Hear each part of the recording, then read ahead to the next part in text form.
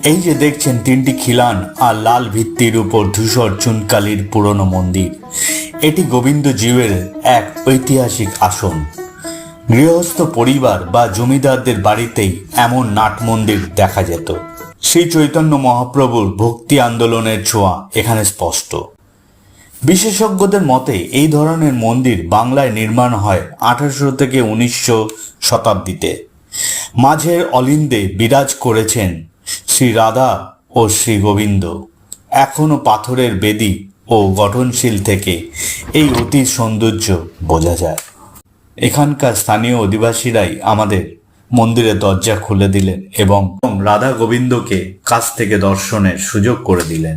এখন অনেক ঐতিহাসিক নিদর্শন আজ আমাদের চোখের সামনে থেকে হারিয়ে যেতে বসেছে। ইতিহাসের পাতা থেকে হারিয়ে যাওয়া বাংলার ঐতিহ্যের আরো কাহিনী জানতে সাবস্ক্রাইব করুন আমার চ্যানেলকে।